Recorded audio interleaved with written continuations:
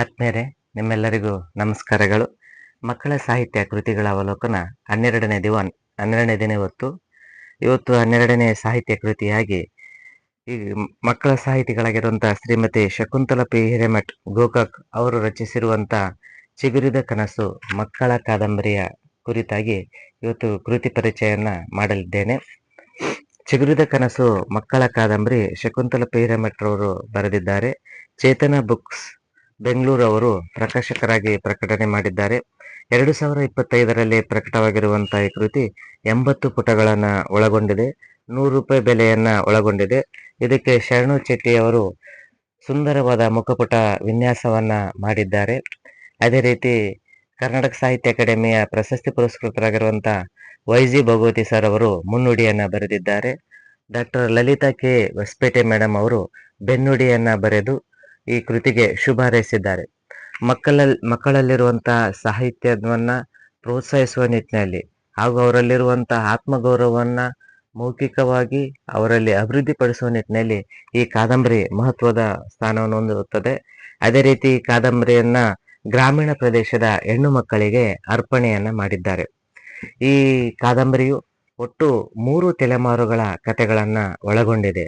ಅಜ್ಜ ಅಜ್ಜಿಯ ಪಾತ್ರದಲ್ಲಿ ಮಲ್ಲಪ್ಪ ಪಾರ್ವತಿ, ಅಪ್ಪ ಅಮ್ಮನ ಪಾತ್ರದಲ್ಲಿ ಶಂಕರಪ್ಪ ಕಮಲಮ್ಮ, ಗಂಡ ಹೆಂಡತಿಯಾಗಿ ಶಾಮಣ್ಣ ಮತ್ತು ಸೀತಮ್ಮ ಅವರು 3 ತಲೆಮಾರುಗಳ ಕಥೆಗಳನ್ನ ಇಲ್ಲಿ ಒಳಗೊಂಡಿದೆ. ಇದು ಸುಮ ಎನ್ನುವಂತ ಒಂದು ವಿದ್ಯಾರ್ಥಿಯ ಸುತ್ತ ಇದು ಕೇಂದ್ರೀಕೃತವಾಗಿರುವಂತಹ ಕಾದಂಬರಿ. ಹಾಗೂ ಸರಸಕ್ಕ ಮತ್ತು ಶಾರದಾ ಟೀಚರ್ ಅವರು ಮಹತ್ವದ ಪಾತ್ರವನ್ನ ಈ ಕಾದಂಬರಿಯಲ್ಲಿ ಹೊಂದಿದ್ದಾರೆ. ಈ ಚಿಗುರಿದ ಕನಸು ಎನ್ನುವಂತ ಕಾದಂಬರಿಯನ್ನ ಈಗಾಗಲೇ ಹಲವಾರು ಕಥೆಗಳನ್ನ ಮಕ್ಕಳ ಸಾಹಿತ್ಯಕ್ಕೆ ಭೀಮಜ್ಜನ ಭೂತ ಹಾಗೂ ಇತರೆ ನಾಟಕಗಳನ್ನಂತ ಮಕ್ಕಳ ನಾಟಕ ಸಂಕಲನ, ಚಿಣ್ಣರ ಅಂಗಳ ಅನ್ನುವಂತ ಮಕ್ಕಳ ಕವನ ಸಂಕಲನ ಹಾಗೂ ಮಕ್ಕಳ ಹೊಂಬೆಳಕು ಅನ್ನುವಂತ ಸಂಕಲನ ಬರೆದಿರುವಂತ ಲೇಖಕರಿಂದ ಚಿಗುರಿದ ಕನಸು ಅನ್ನುವಂತ ಈ ಕಾದಂಬರಿ ರಚನೆ ಆಗಿದೆ. ನಾವು ಮಕ್ಕಳ ಸಾಹಿತ್ಯದಲ್ಲಿ ಕಾದಂಬರಿಗಳಿಗೆ ತನ್ನದೇ ಆದ ಮಹತ್ವದ ಸ್ಥಾನವನ್ನು ಹೊಂದಿದೆ. ಗಣೇಶ್ ನಾಡೋರವರ ಪೂರ್ವಿ ಕಾದಂಬರಿಯಲ್ಲಿ ಕರಾವಳಿಯ ಭಾಗದ ಸಂಸ್ಕೃತಿಯನ್ನ ಪರಿಸರವನ್ನ ನಾವು ತಿಳಿಯಬಹುದು. ಹಾಗೆ ತಮ್ಮಣ್ಣ ಬೇಗರವರ ಬಾವಲಿ ಗುಹೆ ಕಾದಂಬರಿಯಲ್ಲಿ ಮಲೆನಾಡಿನ ಪರಿಸರದ ಬಗ್ಗೆ ನಾವು ಅರಿಯಬಹುದು. ಹಾಗೆ ಡಾಕ್ಟರ್ ಬಸು ಬೇವಿನಗಿಡದವರ ಒಳ್ಳೆಯ ಭೂತ, ಓಡಿ ಹೋದ ಹುಡುಗದಲ್ಲಿ ಉತ್ತರ ಕರ್ನಾಟಕ ಪ್ರದೇಶದ ಗ್ರಾಮೀಣ ಭಾಷೆ ಹಾಗೂ ಪ್ರದೇಶದ ಬಗ್ಗೆ ನಾವು ತಿಳ್ಕೋಬಹುದು. ಹಾಗೆ YG ಭಗವತಿ ಅವರ ಮಕ್ಕಳು ಓದಿದ ಟೀಚರ್ ಡೈರಿಯಲ್ಲಿ ಮಹಿಳಾ ಸಂವೇದನೆಯ ಕುರಿತಾದಂತ ವಿಷಯವನ್ನ ನಾವು ತಿಳಿಯಬಹುದು. ಅದೇ ಕಂಸ ಅವರ ಬಹಿರ ಕಾದಂಬರಿಯಲ್ಲಿ ಪ್ರಾಣಿಯ ಪ್ರೀತಿ ಬಗ್ಗೆ ಅರಿಯಬಹುದು. ಶಕುಂತಲಾ ಹಿರೇಮಠರವರ ಈ ಚಿಗುರಿದ ಕನಸು ಕಾದಂಬರಿಯಲ್ಲಿ ಹೆಣ್ಣು ಮಕ್ಕಳ ಮೇಲೆ ಆಗ್ತಿರುವಂತ ಶೋಷಣೆಗಳು, ಬಾಲ್ಯ ವಿವಾಹ ಮತ್ತು ಅವರು ಓದಬೇಕಾದರೆ ಎದುರಿಸ್ತಿರುವಂತ ಸಮಸ್ಯೆಗಳ ಕುರಿತಾಗಿ, ಗ್ರಾಮೀಣ ಭಾಗದಲ್ಲಿ ಈಗಲೂ ಸಹ ಇರುವಂತ ಮೂಢನಂಬಿಕೆಯ ಜೀವಂತವಾಗಿರುವಂತ ಮೂಢನಂಬಿಕೆಯ ಕುರಿತಾಗಿ ನಾವು ಕಾಣಬಹುದು. ಅದೇ ರೀತಿ ಹೆಣ್ಣು ಮಕ್ಕಳು ಓದಬೇಕಾದ್ರೆ ಎದುರಿಸುವಂತ ಸಮಸ್ಯೆಗಳನ್ನ ಈ ವಿಷಯ ಸವಿಸ್ತರವಾಗಿ ಕಾದಂಬರಿಯಲ್ಲಿ ನಾವು ನೋಡಬಹುದು.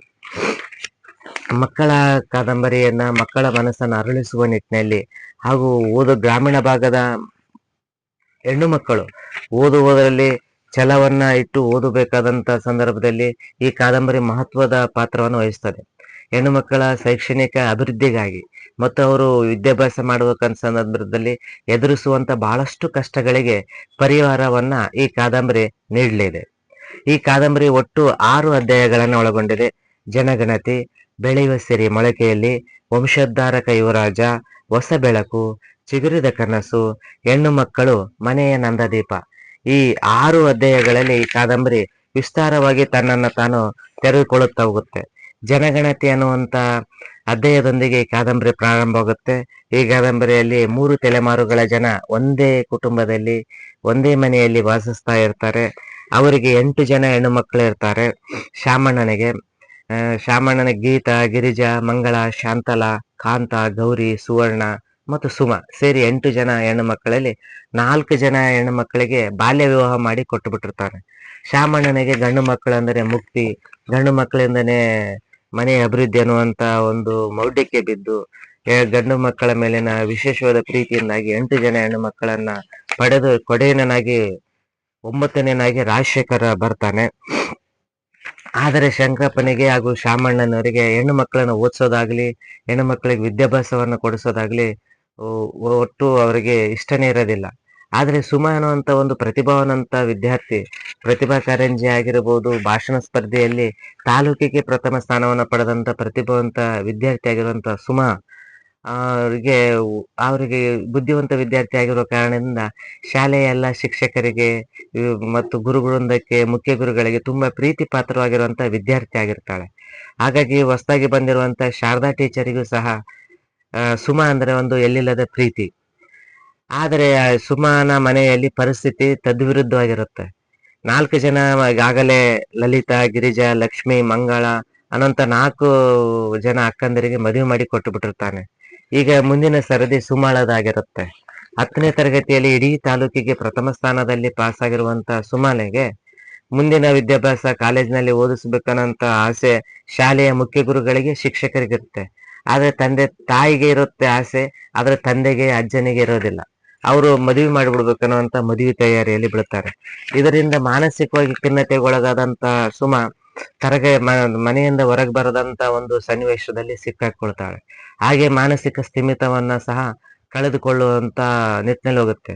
ಅವಾಗಂತ ಸಂದರ್ಭದಲ್ಲಿ ಅವಳಿಗೆ ಧೈರ್ಯವನ್ನು ಕೊಡದೆ ಹಾಗೂ ಅವಳಿಗೆ ಆತ್ಮಸ್ಥೈರ್ಯವನ್ನು ತುಂಬದೆ, ಅಮಾವಾಸ್ಯೆ ದಿನ ಅವಳಿಗೆ ದೆವ್ವ ಬರ್ತಿರ್ಬೋದು, ದೆವ್ವನ ಬಿಡಿಸ್ಬೇಕು, ನಾವು ದೆವ್ವ ಬಿಡಿಸುವಂತ ಮೌಲಿ ಹತ್ತಿರ ಹೋಗಿ ದೆವ್ವ ಬಿಡಿಸೋಣ, ಹಾಗಾಗಿ ಅವ್ರ ಜೋಡಿ ಯಾರು ಮಾತಾಡಬಾಡ್ರಿ, ಆಕೆನ ಒಂದು ರೂಮ್ ನಲ್ಲಿ ಹಾಕಿ ಕೂಡಿ ಹಾಕಿಬಿಡುವಂತ ಪ್ರಯತ್ನ ಮಾಡ್ತಾರೆ. ಈ ರೀತಿ ಆಗಿರೋದ್ರಿಂದ ಆಕೆಗೆ ಇನ್ನೂ ಈ ಏಕತೆಯನ್ನ ಅವಳು ಒಬ್ಬಳೇ ಇರುವುದರಿಂದಾಗಿ ಅವಳು ಮತ್ತಷ್ಟು ಆತ್ಮಸ್ಥೈರ್ಯವನ್ನ ಕಳೆದುಕೊಂಡು ಬಿಟ್ಟು ಮಾನಸಿಕ ಸ್ಥಿಮಿತವನ್ನು ಕಳೆದುಕೊಳ್ತಾಳೆ. ಅಂತ ಸಂದರ್ಭದಲ್ಲಿ ಬರುವಂತ ಪಾತ್ರವೇ ಸರಸಕ್ಕ. ಸರಸಕ್ಕ ಇಲ್ಲಿ ಮಹಿಳಾ ಧ್ವನಿಯಾಗಿ ಸಂತ್ರಸ್ತ ಮಹಿಳೆಯರಿಗೆ ಸೂರನ ಒದಗಿಸುವ ಹಾಗೂ ಪರಿಹಾರ ಒದಗಿಸುವ ಪಾತ್ರವಾಗಿ ಸರಸಕ್ಕ ಸುಮಳ ಪಾಳಿನ ಬೆಳಕಾಗಿ ಬರ್ತಾಳೆ. ಸರಸಕ್ಕ ಬಂದು ಆಕೆಗೆ ಒಂದು ಚಿಕಿತ್ಸೆ ಕೊಡಿಸ್ತೀನಿ ಅಂತೇಳಿ ನಗರ ಪ್ರದೇಶಕ್ಕೆ ಕರೆದುಕೊಂಡು ಮಾನಸಿಕ ಮನೋವಿಜ್ಞಾನದಲ್ಲಿ ಹೋಗಿ ಆಕೆಗೆ ಚಿಕಿತ್ಸೆ ಕೊಡಿಸಿ ಆಕೆ ಆಸೆ ಏನಂತ ತಿಳ್ಕೊಂತಾರೆ. ಅವಾಗ ಕಾನೂನಿನ ಮೂಲಕ ಶಾರದಾ ಟೀಚರು ಮುಂದೆ ಬರ್ತಾರೆ. ಶಾರದಾ ಟೀಚರು ಹಾಗೂ ದಂಪತಿಗಳು ಸುಮನನ್ನ ದತ್ತು ತೆಗೆದುಕೊಳ್ಳುವ ಮೂಲಕ ಅವಳನ್ನ ಓದಿಸಿ ಓದಿಸುವಂತ ಪ್ರಯತ್ನ ಮಾಡ್ತಾರೆ. ಈ ಸಂದರ್ಭದಲ್ಲಿ ಒಂದು ಸಲ ಶಾಲಾ ಕೊಠಡಿಯ ಉದ್ಘಾಟನೆ ಹಾಗೂ ವಿದ್ಯಾರ್ಥಿಗಳ ಸಂವಾದಕ್ಕಾಗಿ ಕರ್ನಾಟಕ ಸರ್ಕಾರದ ಪ್ರಾಮಾಣಿಕ ಅಧಿಕಾರಿ ಆಗಿರುವಂತಹ ಹಾಗೂ ಹೆಸರುವಾಸಿಯಾಗಿರುವಂತಹ ರಜನೀಶ್ ಮೇಡಮ್ ಅವರು ಸುಮಾ ಅವರ ಶಾಲೆಗೆ ಕಾರ್ಯಕ್ರಮಕ್ಕೆ ಬಂದಾಗ ಶಾಲಿನಿ ರಜನೀಶ್ ಮೇಡಮ್ ಅವರೊಂದಿಗೆ ಒಂದು ಸಂವಾದ ಕಾರ್ಯಕ್ರಮದಲ್ಲಿ ಸುಮಾ ಭಾಗವಹಿಸಿರ್ತಾರೆ. ಶಾಲಿನಿ ರಜನೀಶ್ ಮೇಡಮ್ ಅವರು ಹೇಳುವಂತ ಮಾತುಗಳು ಹಾಗೂ ವೃತ್ತಿ ಜೀವನದಲ್ಲಿ ಆದಂತ ಅನುಭವಗಳು ಹಾಗೂ ವಿದ್ಯಾರ್ಥಿ ಜೀವನದಲ್ಲಿ ಎದುರಿಸುವಂತ ಕಷ್ಟಗಳನ್ನ ಯಾವ ರೀತಿ ಓದುವುದರ ಮೂಲಕ ನಿವಾರಿಸಬೇಕನ್ನುವಂತ ನಿಟ್ಟಿನಲ್ಲಿ ಶಾಲಿನಿ ರಜನೀಶ್ ಮೇಡಮ್ ಅವರು ಆಡುವಂತ ಮಾತುಗಳು ಸುಮಳ ಬಾಳಿನಲ್ಲಿ ಮಹತ್ವದ ಪಾತ್ರವನ್ನು ವಹಿಸ್ತದೆ. ತಾನು ಸಹ ಜಿಲ್ಲಾಧಿಕಾರಿ ಆಗಬೇಕು, IAS ಓದ್ಬೇಕು ಅನ್ನುವಂತ ಆಸೆ ಬರ್ತದೆ. ದತ್ತು ಪಡೆದಂತಹ ಶಾರದಾ ಟೀಚರ್ ಅವರು ಆ ಸುಮನಿಗೆ PhD ಪದವಿಯನ್ನ ಅವರಿಗೆ ಓದಿಸ್ತಾರೆ. ನಂತರ ಅವಳು ಆಸೆಯಂತೆ IAS ಮಾಡೋದಕ್ಕೆ ಆಗಿ ತರಬೇತಿ ಕೇಂದ್ರಗಳಿಗೆ ಬಿಟ್ಟು ತರಬೇತಿಯನ್ನು ಕೊಡಿಸ್ತಾರೆ. ಮುಂದೊಂದು ದಿನ ಸುಮ ಒಂದು ತನ್ನ ಆಸೆಯಂತೆ ತಾನು ಕಂಡ ಕನಸಿನಂತೆ ಜಿಲ್ಲಾಧಿಕಾರಿಯಾಗಿ ಗ್ರಾಮಕ್ಕೆ ಬರ್ತಾಳೆ. ಆಕೆಗೆ ಅದ್ದೂರಿ ಆದಂತ ಸನ್ಮಾನ ಕಾರ್ಯಕ್ರಮವನ್ನ ತಮ್ಮೂರಿನ ಜನತೆ ಹಮ್ಮಿಕೊಂಡಿರ್ತಾರೆ. ಅದೇ ರೀತಿ ಮತ್ತೊಂದು ಕಡೆ ಇವಳ ತಮ್ಮನಾದ ರಾಜಶೇಖರ್ಗೆ ವಿಪರೀತವಾದ ಪ್ರೀತಿಯನ್ನ ಮೋಹವನ್ನು ಇಟ್ಟುಕೊಂಡಿರುವಂತ ಶಾಮಣ್ಣ, ಶಂಕರಜ್ಜ ಅವನು ಏನೇ ಮಾಡಿದ್ರು ಸಹಿತ ಸರಿ ಅನ್ನುವಂತ ನಿರ್ಧಾರಕ್ಕೆ ಬಂದ್ಬಿಟ್ಟಿರ್ತಾರೆ. ಅವನ ಒಟ್ಟು ಓದಿದ್ರಲ್ಲಿ ಬಹಳಷ್ಟು ಆಸಕ್ತಿಯನ್ನು ಕಳೆದುಕೊಂಡಿರುವಂತ ರಾಜಶೇಖರನ್ನ ನಗರದ ಪ್ರತಿಷ್ಠಿತ ವಿದ್ಯಾಸಂಸ್ಥೆಯಲ್ಲಿ, ಖಾಸಗಿ ವಿದ್ಯಾಸಂಸ್ಥೆಯಲ್ಲಿ ಅವನನ್ನ ಬಿಟ್ಟು ದುಬಾರಿ ಶುಲ್ಕವನ್ನ ನೀಡಿ ಅವನನ್ನ ಓದಿಸ್ತಾರೆ. ಅವರಿಗೆ ಒಂದು ಪುತ್ರ ವ್ಯಾಮೋಹ ಇರೋದರ ಕಾರಣದಿಂದ ಅವನಿಗೆ ಏನಾದ್ರೂ ಮುಂದೊಂದು ದಿನ ಒಂದು ಕೆಂಪು ದೀಪದ ಕಾರ್ನಲ್ಲಿ ನಮ್ಮನ್ನ ಸುತ್ತಾಡಿಸ್ತಾನೆ, ನಮ್ಮನ್ನು ಚೆನ್ನಾಗಿ ನೋಡ್ಕೊಂತಾನೆ ಅಂತ ಆಸೆಯಲ್ಲಿ ಅವನ್ನ ನಗರ ಪ್ರದೇಶ ಶಾಲೆ ಕಾಲೇಜಿನಲ್ಲಿ ಬಿಟ್ಟಿರ್ತಾರೆ. ಆದ್ರೆ ಅಲ್ಲಿ ಅವನು ದುರ್ಜನರ ಸಂಘ ಮಾಡಿ ಅವನು ಅನವಶ್ಯಕವಾಗಿ ಶಾಲೆಗಳನ್ನ ಬಿಟ್ಟು ಚಿತ್ರಕ್ಕೆ ಹೋಗೋದು, ಮಾದಕ ವಸ್ತುಗಳ ವ್ಯಸನಿಯಾಗಿ ತರಗತಿಯಿಂದ ಹೊರಗಡೆನೆ ಇರ್ತಾನೆ. ಒಂದು ಸಲ ಕಾಲೇಜಿಗೆ ಭೇಟಿ ಕೊಟ್ಟಾಗ ಉಪನ್ಯಾಸಕರ ವಿಷಯ ಎಲ್ಲ ಹೇಳ್ತಾರೆ. ಆದ್ರೆ ರಾಜಶೇಖರ್ ತನ್ನ ಗೆಳೆಯನಿಗೆ ದುಡ್ಡು ಕೊಟ್ಟು ಉಪನ್ಯಾಸಕರು ಸುಳ್ಳು ಹೇಳಿದ್ದಾರೆ, ಹೊಟ್ಟೆ ಕಿಚ್ಚಿಗೆ ಹೇಳಿದ್ದಾರೆ ಅನ್ನೋಂಥ ವಿಷಯನ ತನ್ನ ತಂದೆಗೆ ಹೇಳಕ್ ಹೇಳ್ತಾನೆ. ಅವನು ಮುಗ್ಧನಾಗಿರುವಂತ ಶಾಮಣ್ಣ ಅವನ ಗೆಳೆಯ ಬಂದು ಹೇಳಿದ ಮಾತುಗಳನ್ನು ನಂಬುತ್ತಾನೆ. ಇಲ್ಲ, ರಾಜಶೇಖರ್ ಬಹಳ ಬುದ್ಧಿವಂತ ವಿದ್ಯಾರ್ಥಿ, ಯಾವಾಗ್ಲೂ ಲೈಬ್ರರಿಯಲ್ಲೇ ಕುಳಿತು ಓದ್ತಿರ್ತಾನೆ, ಉನ್ನತ ವ್ಯಾಸಂಗದಲ್ಲಿ ಬಹಳಷ್ಟು ಜಾಣ ಇದ್ದಾನೆ, ಅವನು ಮುಂದೆ ನಿಮ್ಮನ್ನು ಚೆನ್ನಾಗಿ ನೋಡ್ಕೊಂತಾನೆ ಅಂತ ಹೇಳಿ ಹೇಳ್ತಾರೆ. ಮುಗ್ಧತೆಯಿಂದ ಅವನ ಮಾತುಗಳನ್ನ ನಂಬಿ ಬಂದು ನೋಡಿದ್ರೆ ಗ್ರಂಥಾಲಯದಲ್ಲಿ ರಾಜಶೇಖರ್ ಪುಸ್ತಕ ಓದ್ತಿರ್ತಾನೆ. ಅವನ ಮನಸ್ಸಿನಾಗ ಅನ್ಕೊಂತಾನ, ಜನ ಎಷ್ಟು ಕೆಟ್ಟವ್ರು ಇದಾರಪ್ಪ, ಒಳ್ಳೋರಿಗೂ ಸಹ ಕೆಟ್ಟ ಹೆಸರು ತರಬೇಕಂತ ಅಂತಾರಲ್ಲ ಅನ್ಕಂತ ಅಂದು ಮತ್ತೆ ಹಳ್ಳಿಗೆ ವಾಪಸ್ ಬರ್ತಾನೆ. ಶಾಲಾ ಫೀಸಿಗಿಂತ ಹೆಚ್ಚಿನ ಫೀಸನ್ನ ತಂದೆ ಕೊಡಿಸ್ಕೊಂಡು ಅವನು ಮಾದಕ ವ್ಯಸನದಲ್ಲಿ ಬಿದ್ದಿರ್ತಾನೆ. ಒಂದು ಸಲ ಮಾದಕ ವ್ಯಸನಕ್ಕೆ ಅವಶ್ಯಕತೆಗೆ ದುಡ್ಡು ಬಿದ್ದಾಗ ಅವರು 3 ಜನ ಸ್ನೇಹಿತರು ಸೇರಿ ಒಬ್ಬ ಮಹಿಳೆಯ ಚಿನ್ನದ ಸರವನ್ನ ಕಳ್ಳತನ ಮಾಡ್ತಾರೆ. ಕಳ್ಳತನ ಕೇಸ್ನಲ್ಲಿ ಅವನ್ನ ಪೊಲೀಸ್ ಸ್ಟೇಷನ್ಗೆ ಹಾಕಿದಾಗ ಪೊಲೀಸ್ ಸ್ಟೇಷನ್ ಇಂದ ಫೋನ್ ಬರುತ್ತೆ ಶಾಮಣ್ಣಗೆ, ನಿಮ್ ಮಗ ಈ ತರ ಕೆಲಸ ಮಾಡಿದಾನೆ, ಬಂದು ಭೇಟಿಯಾಗ್ರಿ ಅಂತೇಳಿ. ಅವಾಗ ಅವನು ಆಕಾಶವೇ ತಲೆ ಮೇಲೆ ಬಿದ್ದಂತಾಗಿ ಒಂದು ಪ್ರಾಯಶ್ಚಿತ ಮನೋಭಾವ ಅವನನ್ನು ಕಾಡುತ್ತೆ. ನಾನು ಹೆಣ್ಣು ಮಕ್ಕಳಿಗೆ ನಾನು ಎಷ್ಟೆಲ್ಲ ಕೆಟ್ಟದ್ದು ಮಾಡಿದೆ, ಅವರು ಓದ್ತೀನಂದ್ರೆ ಓದಿಸ್ಲಿಲ್ಲ, ಪ್ರತಿಭಾವಂತ ವಿದ್ಯಾರ್ಥಿಗಳಿದ್ರು ಸಹ ನಾನು ಓದಿಸ್ಲಿಲ್ಲ, ಆದ್ರೆ ನನ್ನ ಪುತ್ರ ವ್ಯಾಮೋಹದಿಂದಾಗಿ ನಾನು ಹೆಣ್ಣು ಮಕ್ಕಳನ್ನ ಕಡೆಗಣಿಸಿದೆ ಅನ್ನುವಂಥ ಒಂದು ಪ್ರಾಯಶ್ಚಿತ ಭಾವ ಅವನನ್ನು ಕಾಡುತ್ತೆ. ಆಗ ಅವನ ಗೆಳೆಯ ಕಲ್ಲಪ್ಪ ಬಂದು, ಆದದ್ದಾಗೋಗಿದೆ, ಈಗ ಮಗನ್ನ ಕರ್ಕೊಂಡ್ ಬರೋಣ, ಊರ್ ಜನಕ್ಕೆ ವಿಷಯ ಗೊತ್ತಾಗಕ್ಕೆ ಮೊದಲು ನಾವು ಹೋಗಿ ಅವನ ಬಿಡಿಸ್ಕೊಂಡ್ ಬರೋಣ ಅಂತೇಳಿ ಆ ಏನು ಪೊಲೀಸ್ ಸ್ಟೇಷನ್ಗೆ ಹೋಗಿ ಅದು ದಂಡ ಏನಿರುತ್ತೆ ಅದನ್ನ ಕಟ್ಟಿ ಆ ಮಗ ರಾಜಶೇಖರ್ನ ಕರ್ಕೊಂಡ್ಬಂದು ಹೊಲದಲ್ಲಿ ಊರಿನಲ್ಲಿ ಕೃಷಿಯನ್ನ ಮಾಡುವುದಕ್ಕೆ ಹಚ್ತಾರೆ. ಅಂತ ಸಂದರ್ಭದಲ್ಲಿ ಅವನಿಗೆ ಒಂದು ಪ್ರಾಯಶ್ಚಿತ್ತ ಆಗಿ ತನ್ನೆಲ್ಲ ಹೆಣ್ಣು ಮಕ್ಕಳನ್ನ ಮುಂದಿನ ದಿನಗಳಲ್ಲಿ ಚೆನ್ನಾಗಿ ಓದಿಸ್ಬೇಕು, ಉಳಿದವ್ರನ್ನ ಹಾಗೂ ಮದುವೆ ಮಾಡಿ ಕೊಟ್ಟವ್ರ ಬಗ್ಗೆನೂ ಸಹ ಕಾಳಜಿಯನ್ನ ತೆಗೆದುಕೊಳ್ಬೇಕು ಅನ್ನೋಂಥ ವಿಷಯವನ್ನ ಮನದಟ್ಟು ಮಾಡಿಕೊಂಡು ತನ್ನ ಹೆಂಡತಿ, ತಂದೆ ತಾಯಿ, ತಾತ ಅಜ್ಜಿಗೂ ಸಹ ವಿಷಯವನ್ನ ಹೇಳ್ತಾನೆ. ಈ ಕಾದಂಬರಿಯ ಕೊನೆಗೆ ಅವನು ಪ್ರಾಯಶ್ಚಿತ ಬಡಿಬೇಕು, ನಾನು ಮಾಡಿದ ತಪ್ಪುಗಳನ್ನ ಸರಿಪಡಿಸಿಕೊಳ್ಳಬೇಕನ್ನುವಂತ ಮನೋಧೋರಣೆಯನ್ನ ಶಾಮಣ್ಣ ಪಡಿತಾನೆ. ಹಾಗೆ ಹೆಣ್ಣೆಂದರೆ ಪ್ರಕೃತಿ, ಹೆಣ್ಣೆಂದರೆ ಸಂಸ್ಕೃತಿ, ಪ್ರಕೃತಿ ಉಳಿಸೋಣ, ಸಂಸ್ಕೃತಿ ಬೆಳೆಸೋಣ ಎನ್ನುವಂತ ಸಾಲುಗಳು ನಮ್ಮಲ್ಲಿರುವಂತ ಹೆಣ್ಣು ಮಕ್ಕಳನ್ನ ಓದಿಸುವುದು ಏಕೆ ಎನ್ನುವಂತ ತಾತ್ಸಾರ ಭಾವನೆಯಿಂದ ಪಾಲಕರು ಹೊರಬರಬೇಕು. ಹೆಣ್ಣು ಮಕ್ಕಳನ್ನು ಸಹ ಓದಿಸ್ಬೇಕು, ಅವರಿಗೂ ಸಹ ಪ್ರೀತಿ ಕಾಳಜಿಯನ್ನ ತೋರಿಸ್ಬೇಕು ಎನ್ನುವಂತ ಆಶಯನ್ನ ಈ ಕಾದಂಬರಿಯ ಕೊನೆಯ ಅಧ್ಯಾಯದಲ್ಲಿ ಲೇಖಕರು ತಿಳಿಸ್ತಾರೆ. ಹಾಗೆ ಮುಂದೆ ಜಿಲ್ಲಾಧಿಕಾರಿಯಾಗಿ ಆಗಮಿಸಿರುವಂತ ಸುಮನ್ನ ಅವರ ಟೀಚರು ಹಾಗೂ ದತ್ತು ತೆಗೆದುಕೊಂಡ ತಂದೆ ತಾಯಿ ಅಪ್ಪಿಕೊಳ್ಳುವ ಮೂಲಕ ಅವಳ ಅವನ ಪರಿಶ್ರಮಕ್ಕೆ ಸಿಕ್ಕ ಪ್ರತಿಫಲ ಅನ್ನೋಂತ ಮಾತುಗಳನ್ನು ಹೇಳ್ತಾರೆ. ಹಾಗೆ ಗ್ರಾಮದಲ್ಲಿ ಆ ಸುಮನಿಗೆ ಅದ್ಭುತವಾದಂತ ಒಂದು ಗೌರವ ಸನ್ಮಾನವನ್ನ ಸ್ವೀಕರಿಸ್ತಾರೆ. ಹಾಗೆ ಅವರು ಮಾತಾಡ್ತಾ ಹೇಳ್ತಾಳೆ, ಹೆಣ್ಣು ಮಕ್ಕಳು ಹುಟ್ಟೈತೆ ಅಂದ್ರೆ ಹೆಣ್ಣು, ಮಾಡಬ್ಯಾಡ್ರಿ ಮಾರಿ ಸಣ್ಣ, ತಿಳಿಬ್ಯಾಡ್ರಿ ಹೆಣ್ಣಂದ್ರೆ ಹುಣ್ಣ, ತಿಳ್ಕೊಳ್ರಿ ಹೆಣ್ಣಂದ್ರೆ ಜಗದ ಕಣ್ಣ ಅನ್ನುವಂತ ಮಾತುಗಳನ್ನ ಕಾವ್ಯಮಯವಾಗಿ ಸರಸಕ್ಕ ಅನ್ನುವಂತ ಪಾತ್ರ ಅವತ್ತು ಸಹ ಬಂದು ಹೆಣ್ಣು ಮಕ್ಕಳ ಬಗ್ಗೆ ಗೌರವವನ್ನ ಹೆಚ್ಚಿಗೆ ಇಟ್ಕೊಳ್ಬೇಕು, ಹೆಣ್ಣು ಮಕ್ಕಳನ್ನು ಸಹ ನಾವು ಗೌರವಿಸುವಂತ ಕೆಲಸ ಆಗ್ಬೇಕು, ಯಾವುದೇ ಅಡ್ಡಿ ಆತಂಕಗಳು ಬಂದರೂ ಸಹ ಆಸೆ ಆಕಾಂಕ್ಷೆಗಳನ್ನ ಬಳಿಕೊಡದೆ ತೊಂದರೆಗಳು ಎದುರಾದ್ರೂ ಸಹ ನಾವು ಆತ್ಮಗೌರವದಿಂದ ಬಾಳಬೇಕು, ವಿದ್ಯಾಭ್ಯಾಸವನ್ನ ಮಾಡಬೇಕು. ನಾವು ಗೌರವಪೂರ್ವಕವಾಗಿ ಸಮಾಜದಲ್ಲಿ ಬದುಕಬೇಕಾದ್ರೆ ಶಿಕ್ಷಣ ತುಂಬಾ ಅವಶ್ಯಕವಾಗಿದೆ. ಶಿಕ್ಷಣವನ್ನ ಎಲ್ಲ ಬಾಲಕಿಯರು ಶಿಕ್ಷಣವನ್ನು ಪಡಿಬೇಕು ಅನ್ನುವಂತ ಮಾತುಗಳನ್ನ ಆ ತುಂಬಿದ ಸಮಾರಂಭದಲ್ಲಿ ಸರಸಕ್ಕ ಮಾತಾಡ್ತಾಳೆ. ಹಾಗೆ ಒಂದು ವಿದ್ಯಾರ್ಥಿ ಜೀವನದಲ್ಲಿ ಗುರುವಿನ ಪಾತ್ರ ಎಷ್ಟು ಮಹತ್ವದ್ದು ಅನ್ನುವಂತ ಮಾತುಗಳನ್ನ ಅನ್ನುವಂತ ಸಂದರ್ಭವನ್ನ ನಾವು ಶಾರದಾ ಟೀಚರ್ ಅವರು ಹಾಗೂ ಶಾಲಿನಿ ಟೀಚರ್ ಅವರ ಮಾತುಗಳಲ್ಲಿ ನಾವು ನೋಡಬಹುದು. ಒಬ್ಬ ವಿದ್ಯಾರ್ಥಿ, ಗ್ರಾಮೀಣ ಭಾಗದ ಒಬ್ಬ ವಿದ್ಯಾರ್ಥಿ ಜಿಲ್ಲಾಧಿಕಾರಿ ಆಗುವಂತ ಸಂದರ್ಭದಲ್ಲಿ ಗ್ರಾಮೀಣ ಭಾಗದಲ್ಲಿ ಜಿಲ್ಲಾಧಿಕಾರಿಗಳು ಆಗಮಿಸಿ ಸಂವಾದವನ್ನ ಮಾಡುವುದರ ಮೂಲಕ ಒಂದು ಕತೆಗೆ ಒಂದು ತಿರುವನ್ನ ಪಡೆದುಕೊಳ್ಳುತ್ತೆ.